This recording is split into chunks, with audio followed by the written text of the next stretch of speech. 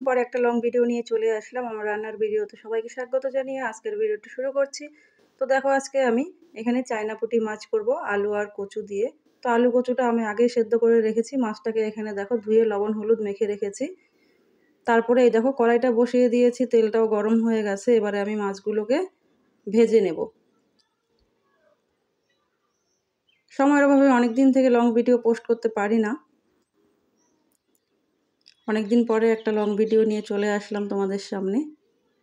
আর বিশেষ করে রান্নার ভিডিও আমি অনেক দিন থেকে দিতে পারছি না। তারপরে এই দেখো মশলাটা এখানে করা আছে। এখানে আছে জিরে, আদা আর হচ্ছে কাঁচা লঙ্কা। তো যা গরম পড়েছে, শরৎকালে এত গরম মানে বলাই যায় না, অসহ্য গরম। রোদের দিকে তাকালে একদম চোখ ছানা বড়া হয়ে যায়। তো যাই হোক, এত গরমে তেল মশলা খুব একটা বেশি খাওয়া যাবে না। হালকা পাতলা খেতে হবে সবসময়, আর বেশি করে জল খেতে হবে।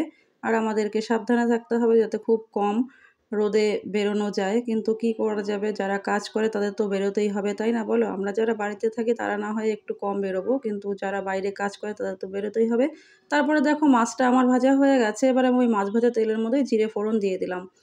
এবার ফোড়নটা হয়ে এসেছে। ফোড়নটা হয়ে আসার পরে আমি এখানে মশলাটা দিয়ে দেবো। যেহেতু আমি ওগুলো আগেই সেদ্ধ করে নিয়েছি সবজিটা, তো এবারে আমি মশলাটা আগেই ভেজে নেব। আর আমি সবসময় চেষ্টা করি কম তেলে রান্না করার জন্য। দেখো এখানে আর অল্প একটু তেল দিয়েছি, বেশি তেল দিইনি। তাও এরপরে মশলাটা এখানে দিয়ে দিলাম। মশলাটা দিয়ে এটাকে আমি ভালো করে কষিয়ে নেব।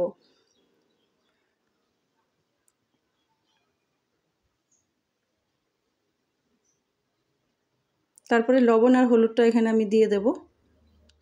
সবাই রান্না করে, সবাই জানে কিভাবে রান্না করতে হয়, তবুও একেকজনের রান্নার পদ্ধতি একেক রকম। সেজন্য আমি যেভাবে রান্না করি সেটাই তোমাদেরকে দেখালাম। তো এবারে দেখো এখানে আমি আরেকটু জল দিয়ে মশলাটাকে ভালো করে কষিয়ে নেব। অল্প একটু জল দিয়ে দিলাম। এবারে জলটা দিয়ে মশলাটাকে আমি আরেকটু কষিয়ে নেব, যাতে হলুদ আর লবণ আর সব মশলার কাঁচা গন্ধটা চলে যায়। তারপরে এই দেখো মাছগুলো ভেজে আমি আলাদা করে রেখে দিয়েছি। এবারে আমি সেদ্ধ করা সবজিটা এখানে দিয়ে দেব।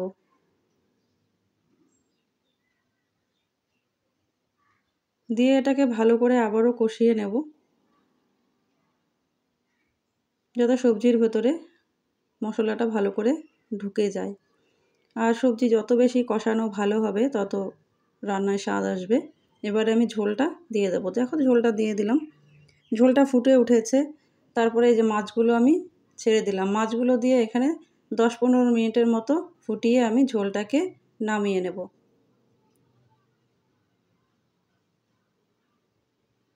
দেখো মাছগুলো দিয়ে আমি ভালো করে নাড়াচাড়া করে দিলাম।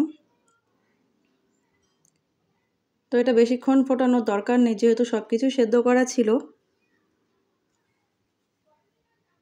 10-15 মিনিটের মতো ফুটিয়ে আমি এখানে নামিয়ে নেব। এই দেখো এবারে গ্যাসটাকে অফ করে দিলাম। নামানোর পরে তোমাদেরকে দেখাচ্ছি। আর ঝোলটা দেখো পাতলাই করেছি। ওই যে আগেই বলেছি প্রচণ্ড গরম পড়েছে। গরমে তেল মশলা যত কম খাওয়া যাবে ততই সুস্থ থাকা যাবে। তারপরে এই দেখো আমি ঝোলটা হয়ে গেছে। এবারে আমি ঝোলটা নামিয়ে নিয়েছি। তো আমার আজকের রেসিপিটা তোমাদের কেমন লাগলো আর তোমরা কিভাবে রান্না করো জানিও। এতক্ষণ সঙ্গে থাকার জন্য অসংখ্য ধন্যবাদ আর অন্তর থেকে